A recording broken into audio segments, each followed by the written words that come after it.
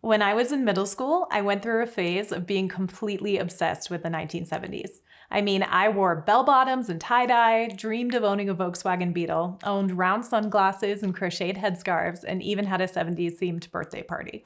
I used to adorn my notebooks with smiley faces and peace symbols. It was probably pretty cringy to those who actually grew up in the 1970s. Kind of like it's cringy to me today that girls are into the 90s and 2000s style and trends.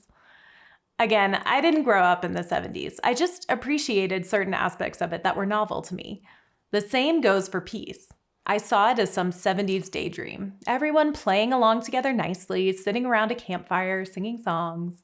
Peace meant not ruffling any feathers, not rocking the boat, not altering the status quo, and definitely not fighting.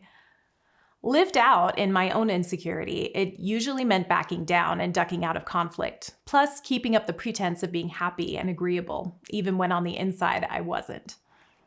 Now looking back on it, what a meager perspective of peace that was.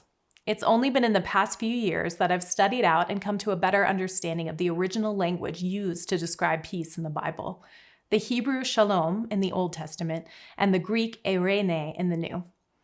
These words mean well-being and fullness. They mean a circumstance where everything is as it should be, or well-being in all the ways you can be well, for everyone involved. True shalom means having all you need materially for physical wellness, as well as relationships and harmony with those around you, and also personal integrity, or a wellness of mind and morality. The Greek eirene means all of these, but it also uniquely describes the reconciliation of our relationship with God, a wellness of our soul. Eirene is being well in all the ways, mentally, physically, emotionally, relationally, and spiritually. And again, both these definitions must apply to everyone involved. One group cannot experience prosperity at the expense of others. True shalom and eirene applies to all. These descriptions have been so moving to me. They demonstrate so much of God's heart, love and care and concern for all, and plenty to go around for all to enjoy. It's much richer and has so much more depth than simply getting along. Imagine this. What if all of us as Christians work together toward a goal of true shalom and eirene as God designed it? What would our lives look like? What would our communities look like? In a fallen world, it's complicated.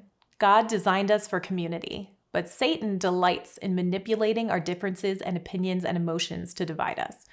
Even within the church, which should be a safe space for all, we can become embattled and embittered.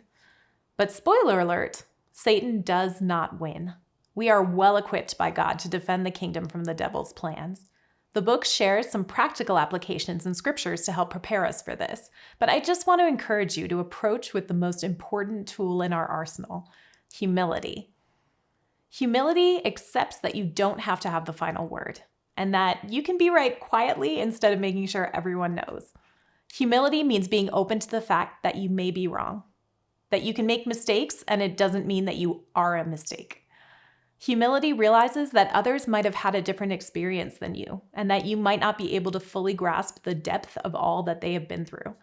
Humility is what allows you to say, "I'm sorry," and even, "I forgive you," and mean it. Humility doesn't mean you're a doormat. It doesn't mean you stay silent or that you're always wrong. Humility is not, let me say this clearly, making yourself small. It does, however, mean putting God squarely at the center of your relationships. Humility comes from an unshakable confidence in God. Actually, this kind of humility really only comes from God. It's not something we attain on our own. It's something we have to keep turning to God for. We do this imperfectly. There will always be conflict and disagreement because we're human. But God isn't intimidated by these things. We don't have to be either. As believers, if eirene is our goal, we don't have to get caught up in the conflict, and we can agree to disagree, except where matters of doctrine are involved.